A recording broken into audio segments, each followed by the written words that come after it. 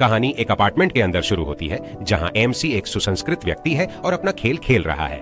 Boss को खत्म करने के बाद उनके टीम के साथी उन्हें धन्यवाद देते हैं और साथ ही उनके प्रति मित्रतापूर्ण व्यवहार करते हैं, लेकिन वह केवल अपनी इच्छा अनुसार आह भर सकते थे। काश कि वह वास्तविक जीवन में भी इतने लोकप्रिय होते, क्योंकि खेल से उसे जो उपलब्धि का एहसास होता है वह वास्तविकता में लौटते ही गायब हो जाता है।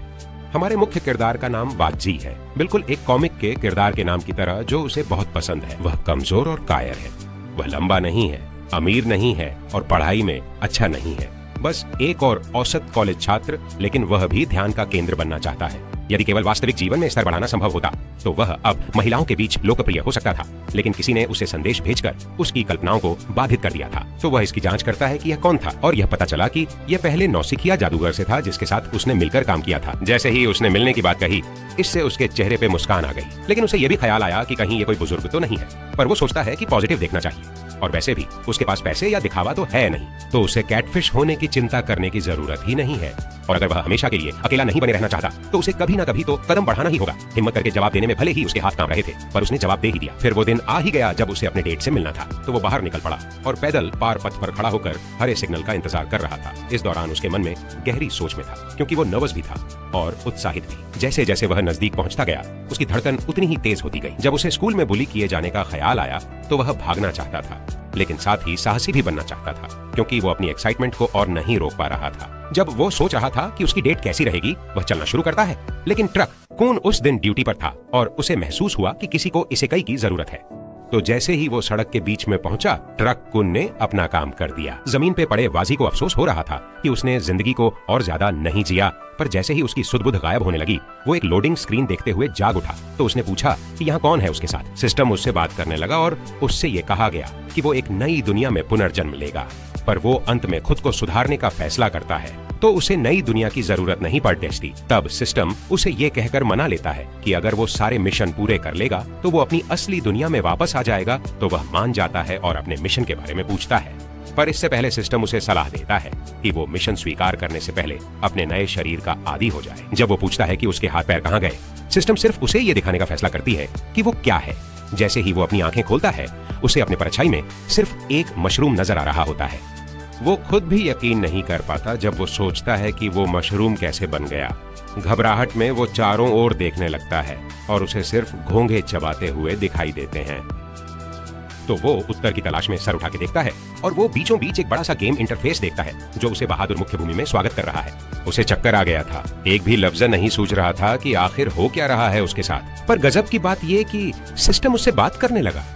बोला कि वो समझता है कि जो हुआ है उसे मानना मुश्किल है, पर खेल तो शुरू हो चुका है और धीरे धीरे समझने का टाइम नहीं है, तो वो सारी जानकारी सीधा उसके दिमाग में डाल देगा।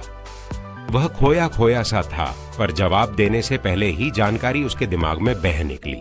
अब उसे पता चल गया कि ये जादू और अजूबों से भरी दुनिया है।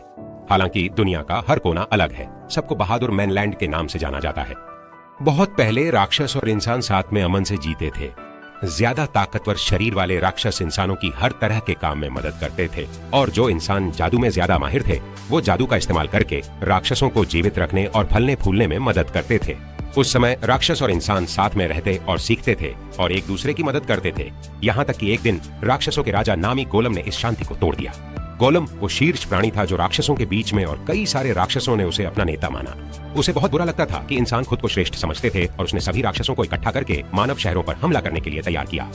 राक्षसों से बचाव करने के लिए इंसानों ने भी अपनी ताकत इकट्ठा की, और इससे कई गिल्ड्स बनी जो राजा के हुक्म से राक्षसों का सफाया करने लगे।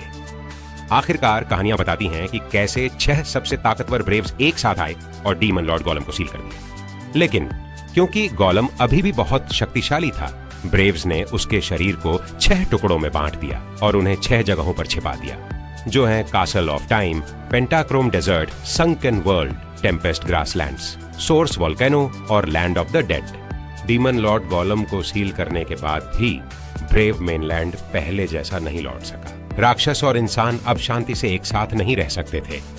इसके अलावा डीमन लॉर्ड गोलम को सील कर दिए जाने के बावजूद उसके वफादार अनुयायी जमीनों पर घूमते रहे। वे लगातार जमीनों पर तबाही मचा रहे थे, एक रास्ता खोजते हुए जिससे डीमन लॉर्ड को फिर से जीवित कर सकें।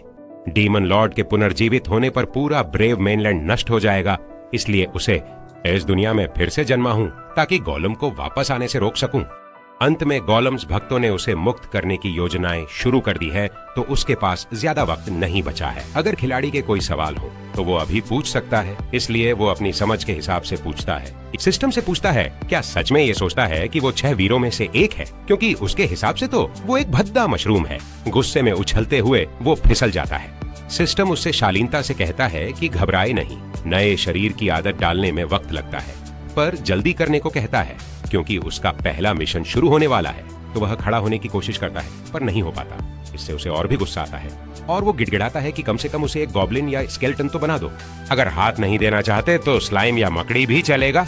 उन्हें उसे इतना हिलने डुलने में मुश्किल कुछ बनाना ही क्यों था। वो बार बार उठने में असफल रहा, हार मान ली उसने, खुद पे शक करते हुए कि आखिर वो मशरूम बनकर डेमन लॉर्ड को कैसे हराएगा। और उसकी उम्मीद खत्म होती जा रही थी कि वो वापस अपनी असल दुनिया में जा पाएगा। पर सिस्टम बेरहम है, उसे फर्क नहीं पड़ता और उसने उसे सूचित किया कि खेल चालू रहेगा चाहे खिलाड़ी तैयार हो या ना हो, और उसे एक मिशन दिया। कहा कि नियत समय तक जिंदा रहो और इनाम के तौर पर हार्डन या लिम्स में से चुन सको। तभी काउंटडाउन शुरू हो गया और घोंघे ने अपनी उपस्थिति छिपा ली।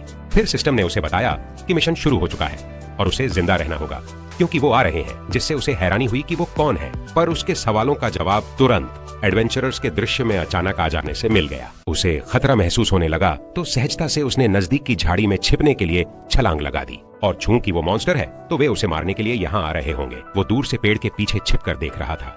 उसकी आंखों के सामने हो रहे संहार को वो देख रहा था और समझ गया कि ये छोटे बच्चे खतरनाक हैं, क्योंकि वे बिना किसी दया और हिचकिचाहट के घोंघों को बेरहमी से मार रहे थे। पर सभी ऐसे नहीं थे। सैवेजेस जैसे ही एक प्यारी सी डेढकी ने हरे रंग के घोंघे को उठाया, उस घोंघे की इंसानों के प्रति सोच बदल गई। पर यह सच नहीं था। जैसे ही उसने उसे उसके खोल से बाहर खींचा और उसे अपने सामान में डाल लिया, जबकि वो और नौक की तलाश में थी। इधर हमारे मुख्य किरदार को लग रहा है कि पहले जब वो गेम खेला करता था तब कुछ भी महसूस नहीं होता था, पर अब मॉन्स्टर के नजरिए से देखकर लगता है कि असली मॉन्स्टर तो खिलाड़ी ही है। फिर अचानक कहीं से मॉन्स्टर्स को जवाबी कार्रवाई का मौका मिला। जैसे एक नेवी को स्नेल डैडी ने चित्त कर दिया, जो कि लेवल 3 का मॉन्स्टर है और उसका सपना बाइकर डैडी बनने का है। हालांकि वो आमतौर पर स्केटबोर्ड पर घुमा करता है, स्नेल डैडी असल में एक पारिवारिक घोंघा है। जैसे ही मुख्य किरदार ने यह देखा, वह सोचने लगा कि वह इसकी जानकारी और लेवल क्यों देख पा रहा है, जिसका उत्तर सिस्टम ने दिया कि यह उसकी एबिलिटी अप्रेजल की वजह से है। उसी समय नए लोगों ने एक साथ स्नेल डैडी पर हमला किया, पर वो उनके लिए बहुत मजबूत था। लेकिन एक नया खिलाड़ी आया और वह स्नेल डैडी से एक स्तर ऊपर था, पर उसे उससे डर नहीं लगा और उसकी आंखों में बस लाल रंग ही नजर आ रहा था। तो उसने सीधा उस नए खिलाड़ी का सामना किया, पर उसके हमले बेकार गए क्योंकि वह नया खिलाड़ी अच्छे से तैयार था। पर फिर भी उसने हार नहीं मानी। जबकि मुख्य किरदार स्नेल डैडी की हिम्मत और बहादुरी को सराहता है। अपने परिवार के लिए वह इतनी बड़ी मुश्किल का सामना भी किए बिना पीछे हटने से इनकार करता है। इससे उसके दिल में नई उम्मीद भर गई और वह पूरे दिल से स्नेल डैडी को सपोर्ट करता है। पर यह दुनिया दोस्ती और परिवार के इर्द गिर्द नहीं घूमती। स्नेल डैडी जिंदगी लेस वहीं पड़ा रहा तो वह नए खिलाड़ी ने बेरहमी से उसे अपनी शेल से बाहर खींचा और अपना इनाम दावा किया। बदले में इसने मुख्य किरदार को डरा दिया और वह सोचने लगा कि क्या वह वाकई में जिंदा रह पाएगा। वह चाहता है कि कोई उसे बचा ले। तभी एक नया खिलाड़ी चुपके से उसके पास आता है, पर दोनों की हैरानी के लिए वे नए खिलाड़ी अपनी जान बचाते हुए भाग गए, जिससे वह पूछता है कि वे उससे क्यों डरते हैं, जिस पर सिस्टम जवाब देता है कि ऐसा होना स्वाभाविक है क्योंकि उसने मुख्य किरदार को उसके एट्रीब्यूट पैनल देखने का सुझाव दिया। तो उसने बस वही किया और कोई आश्चर्य नहीं कि वे नए लोग भाग गए। 5वीं लेवल का मशरूम मॉन्स्टर है। मूल रूप से सबसे मजबूत चीज उन्हें यहाँ मिलेगी। फिर वह यह देखने के लिए क्षमता सूची खोलता है कि उसके पास उनमें से 2 हैं, जो मूल्यांकन है, जो उसे लक्ष्य के स्तर और बुनियादी जानकारी को देखने की अनुमति देता है, और दूसरा है मशरूम बैश, और इसे उपयोग करने के लिए कोई मैना पॉइंट भी खर्च नहीं होता है। तो इससे वह मुस्कुराने लगा क्योंकि उसे एहसास हुआ कि हालांकि दोनों सिर्फ बुनियादी कौशल हैं, अगर वह इसे अपने आंकड़ों के साथ जोड़ता है तो यह उसके लिए शुरुआती गांव पर हावी होने के लिए पर्याप्त है। नए आत्मविश्वास के साथ वह हंसते हुए और अपने शिकार की खोज करते हुए सक्रिय रूप से कूदता है, क्योंकि वह पहले से ही एक राक्षस के रूप में अपनी पहचान स्वीकार करता है और अब अपनी नई शक्ति से अहंकारी हो गया है। अपना लक्ष्य ढूंढने के बाद उन्होंने तुरंत मशरूम बैश का इस्तेमाल किया और साहसी लोगों को आसानी से हरा दिया और अनुभव अंक प्राप्त किए। लेकिन दूसरा नौसिखिया दौड़ने और बेल से ऊपर चढ़ने में चतुर था। मुख्य पात्र ने सोचा कि वह आसानी से मंच पर चढ़ सकता है, लेकिन वह आसानी से गलत हो गया था, इसीलिए उसने हार मान ली। लेकिन उनका ध्यान उस नौसिखिया ने वापस खींच लिया जो अब अपने दल के साथ है। पर इस बार जैसे पहले डर के बैठ जाने की जगह वो तो और शिकार देखकर खुश हो गया, तो उसने अपने आप को सक्रिय किया।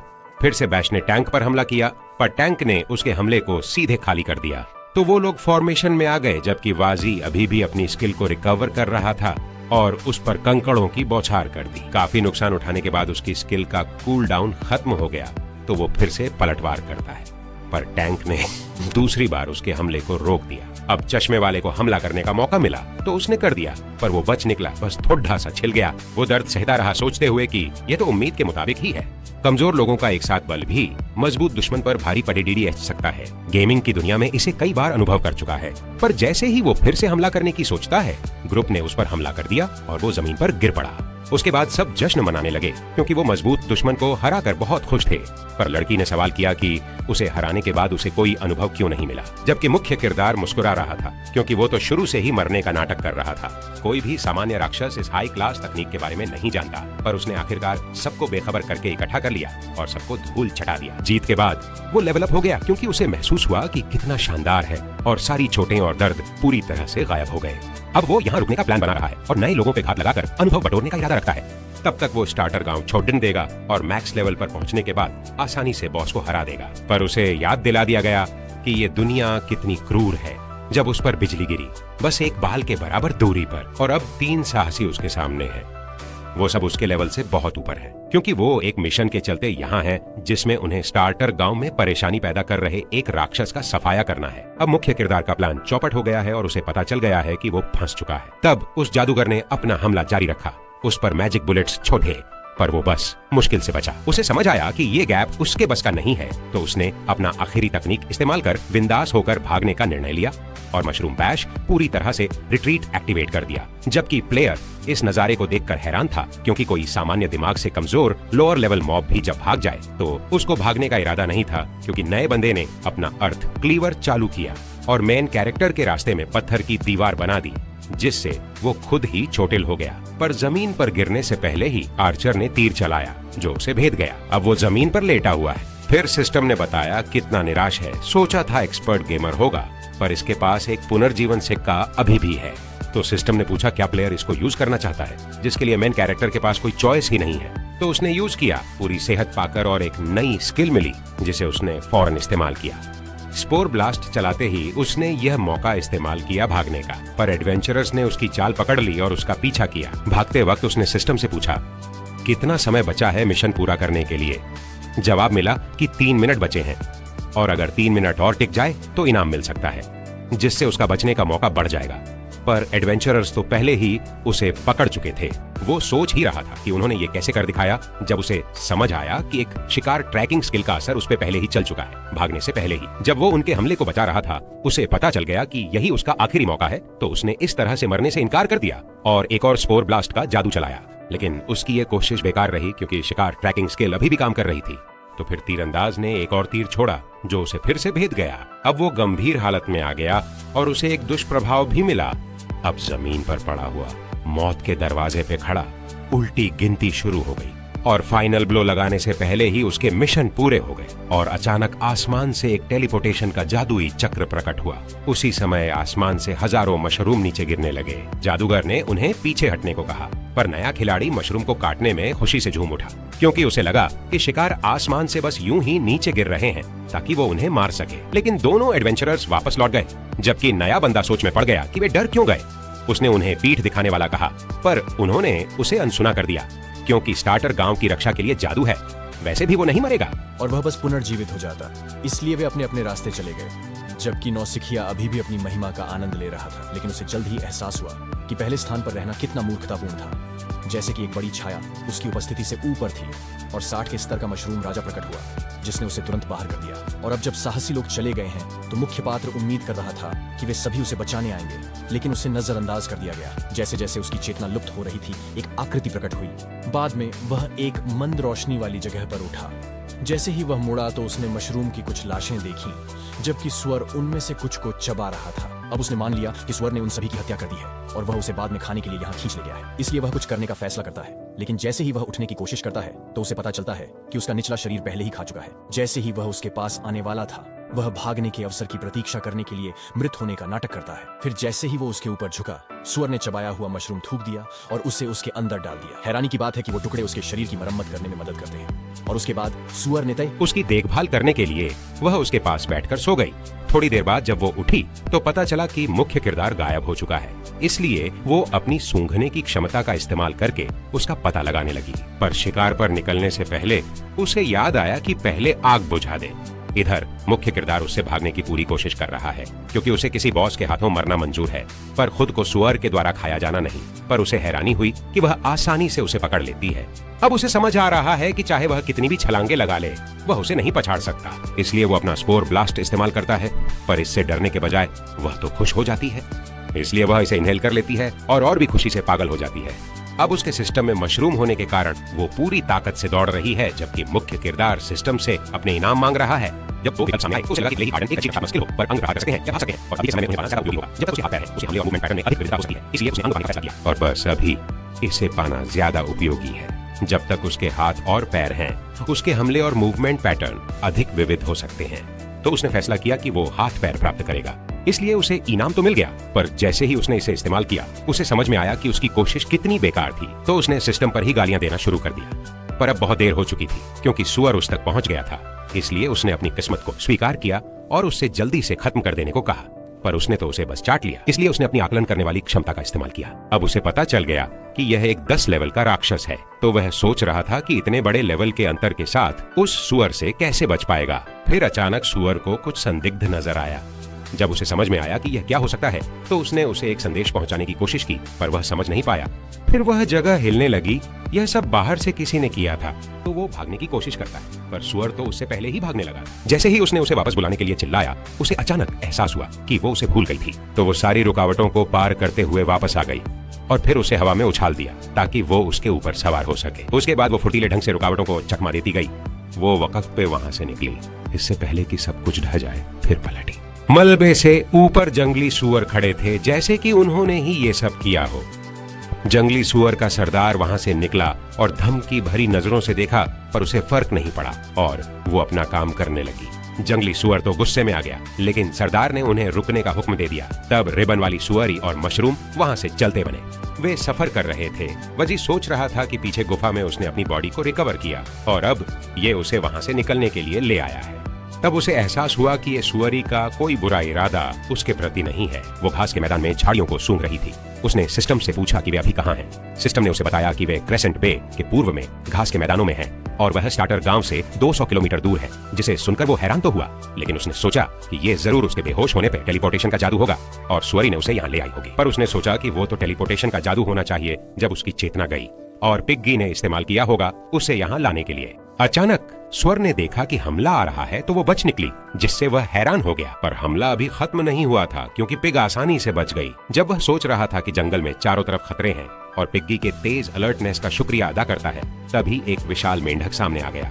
जैसे ही उसने अप्रेजल स्किल का इस्तेमाल किया कि ये लेवल 11 है, अब खतरे के सामने वे इसके हमले का इंतजार करते हैं। अचानक फिर से हमला हुआ। पिग तो बच गई, पर वाजी फंस गया।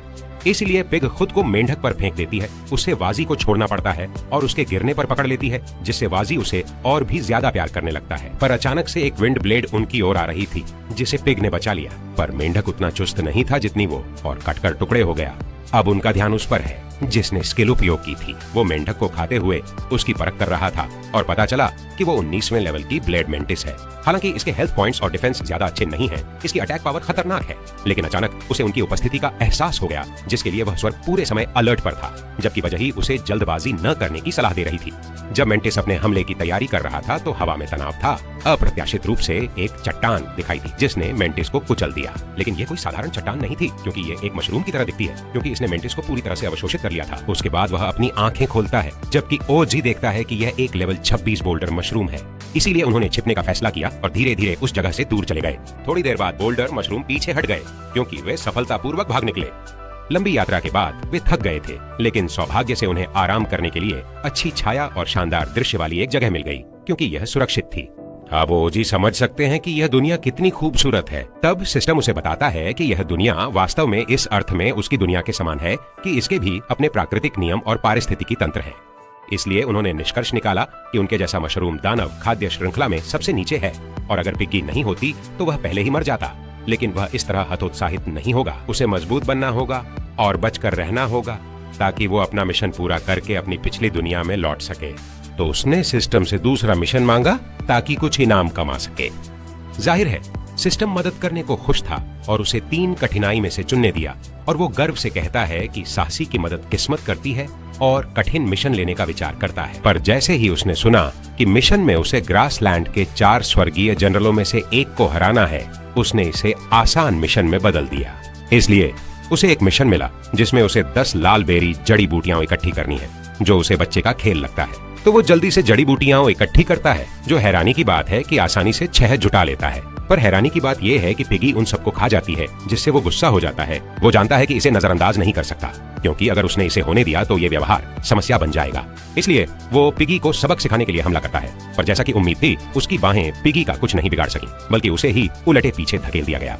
जबकि पिगी पलटकर अपनी पूंछ खुशी से हिलाती है, ये सोचकर कि वाजी उसके साथ खेल रहा है, तो वो वाजी के साथ खेलने लगती है, जिससे वो हवा में उड़ जाता है। उसके बाद कुछ घंटे बीत गए।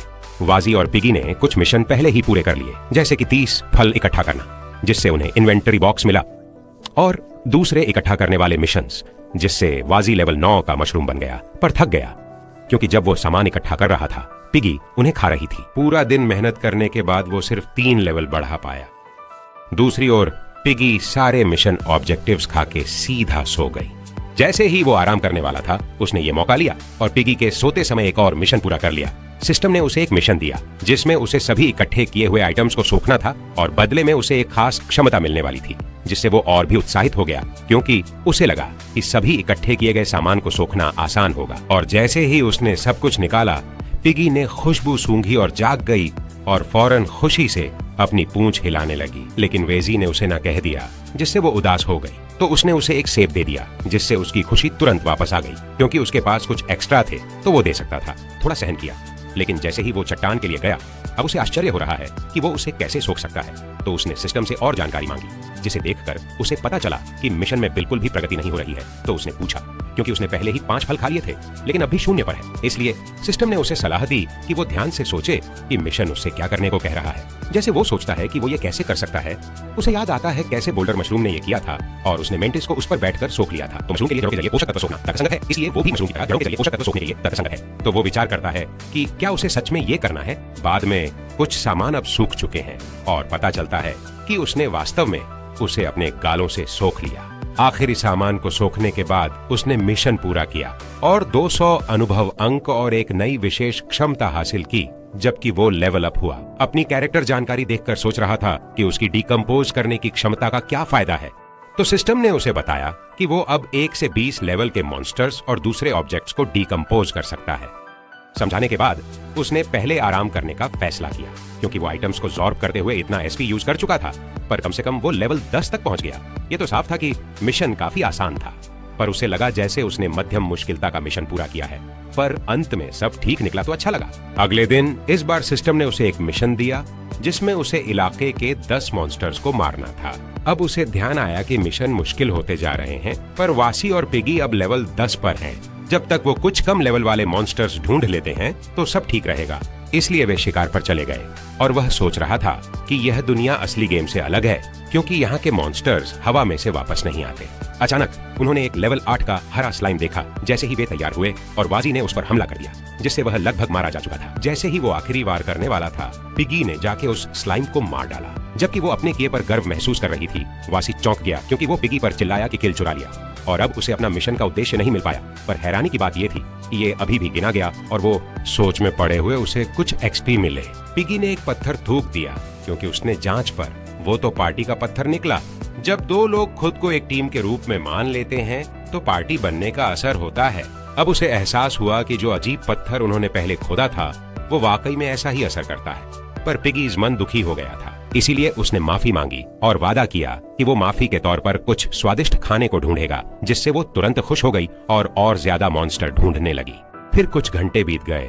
पूरा दिन इधर उधर देखने के बाद उन्हें केवल 4 स्लाइम्स ही मिले, कुछ ज्यादा ताकतवर चीज देखते ही उन्हें भागना पड़ता तो 10 मॉन्स्टर मारना आसान नहीं होने वाला। लेकिन जैसे ही वे घूम रहे थे, कुछ ने पीछे से हमला किया, पर पिगी ने बच लिया क्योंकि उसकी सजगता काफी तेज थी और पता चला कि वो एक लेवल 18 का पोजेस्ट स्टंप था। जैसे ही उसने फिर से हमला किया, उन्होंने बच निकले। पर अब उन्हें पता चल गया है कि 18वें स्तर के राक्षस के हमले कितने शक्तिशाली होते हैं और उन्हें ध्यान रखना होगा जब वो इशारा करें उन्हें के लिए एक साथ हमला। लेकिन उन्होंने एक गलती की क्योंकि उन्हें उम्मीद नहीं थी कि उसे चोट भी नहीं लगेगी और उन्हें पीछे से नुकसान भी उठाना पड़ा। इसलिए उन्होंने पिग्गी से बात की, लेकिन वह चकित थी क्योंकि उसका हमला उस पर प्रतिबिंबित हो रहा था। जब वह एक अचंभित शत्रु को देखता है तो उसे एहसास होता है कि आगे क्या करना है, क्योंकि वह बीजाणु विस्फोट करता है ताकि वे भाग सकें। चारों ओर देखने के बाद दुश्मन की रुचि कम हो गई और वह अपने रास्ते पर चला गया। लेकिन पिग्गी ने बीजाणु की सुगंध को सूंघ लिया क्योंकि वह एक ही बार में सब कुछ निगलने की योजना बना रही थी। लेकिन वाजी ने उसे ऐसा करने से पहले रोक दिया और इसके बजाय खुद को पेश किया ताकि पिग्गी अभी भी आनंद ले सके उसकी दैनिक हिट। फिर वह हराने के लिए किसी अन्य राक्षस की तलाश में जा रही थी, लेकिन वाजी ने उसे रुकने के लिए कहा और कहा कि यह सब उसके मास्टर प्लान का हिस्सा है और उसे इंतजार करने और देखने का आदेश दिया। थोड़ी देर बाद उन्होंने देखा कि उनके पास मौजूद स्टंप के शरीर के चारों ओर कुछ मशरूम उग रहे थे और स्पष्ट रूप से नुकसान पहुंचा रहे थे और कमजोर हो गए थे। तो वे साथ मिलकर उस पर हमला करते हैं, एक ही बार में पूरी तरह उसे हरा देते हैं। अब वो लेवल्स को पार करके एक उनसे भी ताकतवर राक्षस को मार गिराते हैं। अगर वो इस रणनीति का इस्तेमाल करें तो वे जितने भी प्रेतवश स्टंप मिलते हैं सबको मार सकते हैं। और जाने से पहले वो पिगी से इंतजार करने को कहता है क्योंकि वो स्टंप पर बैठकर उसे सोखना चाहता है। लाइक बटन दबाओ और देखने के लिए धन्यवाद।